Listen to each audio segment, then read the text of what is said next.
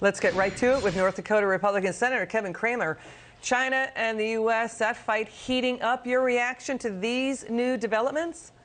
Well, first of all, Liz, I can't imagine why anybody would be surprised that the Chinese Communist government is less than transparent. And now that some transparency and some light's being shed onto them, that they respond by kicking out, the news media of all people out of their country. But it's a clear reminder to all of us of what we're dealing with when we're dealing with the Chinese in everything, including trade deals as well as the coronavirus. Yeah, the Chinese government is saying that there are 5 news organizations, including the Xinhua news agency and China's global television network, that the State Department declared that they are foreign missions. Those entities in China, the media there is controlled by the U.S. government, is owned by the Chinese and Chinese state-backed enterprises.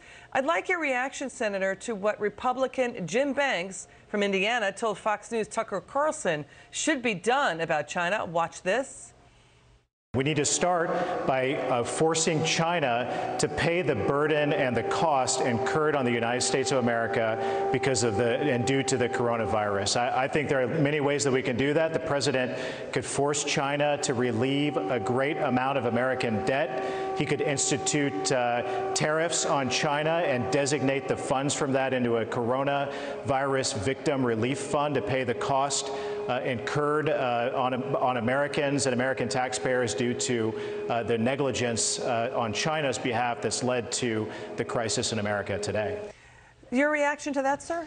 Well, a couple of things. First of all, I don't think there's any question, there shouldn't be anyway, any doubt that China deserves a great deal of the responsibility for what has happened, largely by their lack of transparency, their lack of setting up the flags, if you will, of warning to the rest of the world. They could have done themselves and the world a great favor had they been more forthcoming with information. That said, I don't know Representative Banks, but now might not be a great time to escalate tensions with China and say what the president ought to do in retaliating. Let's first fix the coronavirus global pandemic, do everything we can, of course, here in the United States, and then deal with China and other countries as we do a look back and a postmortem on this whole thing.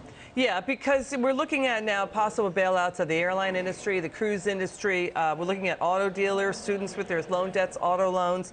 This is pretty extensive. The governor of New York, Andrew Cuomo, today says that the outbreak is projected to peak in 45 days on May 1st. That tells you the market wants to know basically when the peak will happen, because we know in the 2003 SARS crisis, the markets bottomed out after the SARS crisis peaked, and then the market started to go back up when they got some sense of when this might be over. Your reaction? Well, I don't mind telling you, Liz, I've been, even I have been sort of stunned at how emotional the stock market has been throughout this entire thing. I hope that it has found a floor. I mean, we can only hope at this point, but it seems to me that the markets always want information. The more good information you can provide the market, the better it responds. Obviously, uncertainty is the enemy of a successful market.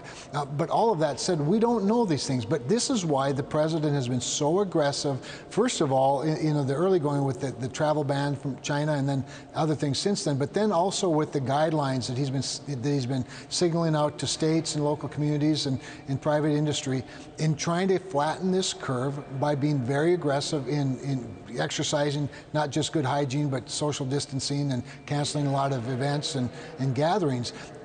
How successful we are at doing that will determine when this virus peaks. There are a lot of people that have a lot of opinions about it. I'm not nearly an expert enough to know what it might be, but I do have great confidence that this country can flatten this much sooner than 45 days if we all comply with the guidelines that are coming from really smart people. All right. Sir, thank you so much. Senator Cramer, come back soon.